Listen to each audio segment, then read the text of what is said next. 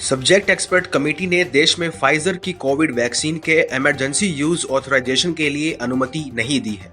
भारत ने फाइजर की covid vaccine के आपातकालीन प्रयोग को अनुमति न देकर अमेरिकी कंपनी के साथ साथ बाइडेन प्रशासन को भी कड़ा संदेश भेजा है। भारत का यह कदम अमेरिकी वैक्सीन के लिए तो झटका है ही, साथ ही इससे स्वदेशी वैक्सीन को भी दुनिया भर में बढ़ावा मिलने का अनुमान है। TFI में आपका स्वागत है और मैं विक्रांत हरडक आपको बताने जा रहा हूं कि आखिर क्यों फाइजर की वैक्सीन को भारत में इमरजेंसी इस्तेमाल की अनुमति नहीं दी गई है। भारत ने विदेशी वैक्सीन कंपनी फाइजर की कोविड वैक्सीन के देश में इमरजेंसी इस्तेमाल को अनुमति नहीं दी है। इस कंपनी को अनुमति न देकर भारत ने विश्व विशेषकर बाइडेन प्रशासन को एक स्पष्ट संदेश दिया है कि चाहे कुछ भी हो जाए, भारत किसी के दबाव में नहीं आने वाला है। दरअसल सब्जेक्ट एक्सपर्ट कमेटी ने 3 फरवरी को हुई मीटिंग में यह कहा था कि वह देश में फाइजर की कोविड वैक्सीन के आपातकालीन उपयोग प्राधिकरण के लिए अनुमति देने की सिफारिश नहीं करती है। उसके बाद भारत के ड्रग रेगुलेटरी अथॉरिटी ने फाइजर की कोविड वैक्सीन की मंजूरी पर रोक लगा दी है। यही नहीं, स्वयं फाइजर ने भी भारतीय अधिकारियों के रुख को देखते हुए भारत में इमरजेंसी इस्तेमाल के आवेदन को वापस ले लिया है।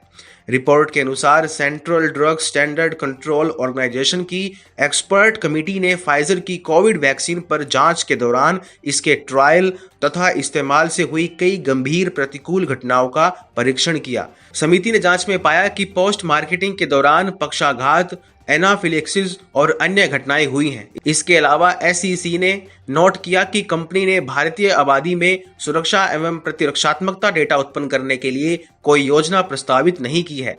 बता दें कि centres for disease control and prevention की जनवरी में आई एक रिपोर्ट के अनुसार फाइजर वैक्सीन के इस्तेमाल के बाद लोगों में गंभीर रूप से जानलेवा एलर्जी, एनाफिलेक्सिस के 21 मामलों के साथ 4000 से अधिक गंभीर साइड इफेक्ट्स की घटनाएं सामने आई हैं। चूंकि वैक्सीन के साथ हुई घटनाओं की जांच की जा रही थी, इसी कारण समिति ने इस स्तर पर देश में आपातकालीन उपयोग के लिए मैसेंजर या mRNA वैक्सीन की सिफारिश नहीं की थी। एक्सपर्ट्स की कमेटी के निर्देश के अनुसार विस्तृत विचार विमर्श के बाद समिति ने इस स्तर पर देश में आपातकालीन उपयोग के लिए अनुमति देने की सिफारिश नहीं करने का फैसला किया।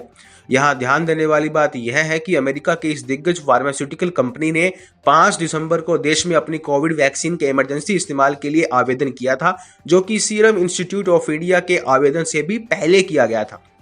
कंपनी फाइजर ने भारत में लोगों पर क्लिनिकल ट्रायल की छूट के अलावा ड्रग कंट्रोलर से इसे आयात करने की अनुमति मांगी थी, फिर भी उसे अनुमति नहीं मिली थी।